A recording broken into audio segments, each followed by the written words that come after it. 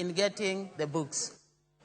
Chenro mar kawo pach jopiny e wi osuru mar udi odonjo odiechienge mar 11 kawuono ka chenro ma kamae timore od bura kata kar od bura maduong'. Jokanyo sekta ma opogore chwalo pachgi e wi chenrono. Wadhi achiel kachiel e kar od kata e od bura mar mondo mi wawinje gima dhi nyime. Stock which you have developed, for argument's sake, 84 billion, that needs to be offloaded to REITs, which is the vehicle we are creating.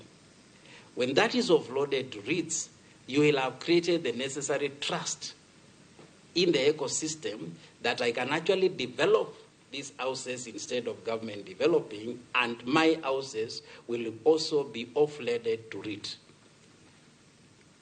Because the moment we have that trust that tomorrow, since government has been taken off 84 billion, then company X tomorrow who has capital to start an investment will trust that if I develop in Kapenguria 1,000 units, I will use the same channel to exit. Then it becomes a business for business people. Then you will not be lacking the supply, because in Mombasa, a developer will develop and they will be taken off by a REIT with which trust you created as government, and then you get off the building ecosystem. I hope I've communicated. Now we are this English came from somewhere. Yes. So let me see if I got it right, and then the gentleman next you will clarify. So we say that as government, we have 89 billion shillings. That guarantees that the private sector, if you build these houses that meet this criteria, once you finish, we will offtake them. And then they can go to build something else. And then once the government offtakes them, then they can give them to the civil servants and to all those people that want them.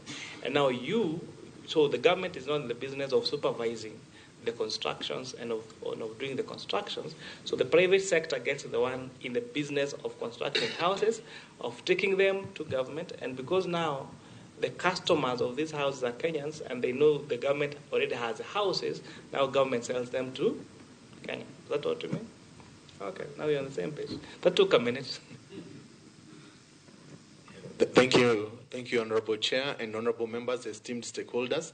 I think it's just to also maybe then give practical examples, because this is not something that this is something that has already been done.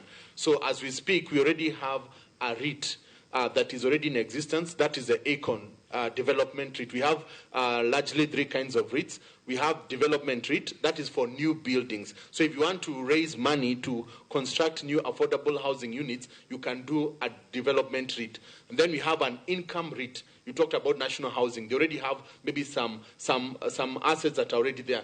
That too can be converted into a REIT. And then we also have an Islamic REIT, even for financial inclusion. So under the D REIT and I REIT, we have the ACON, affordable student accommodation.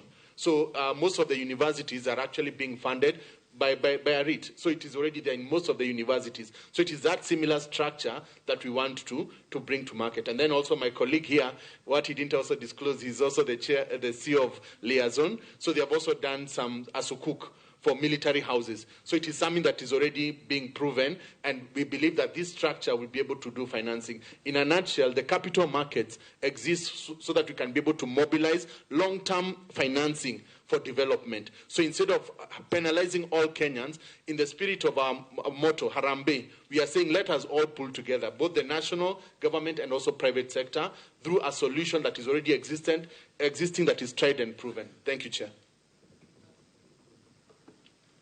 Thank you, Chair.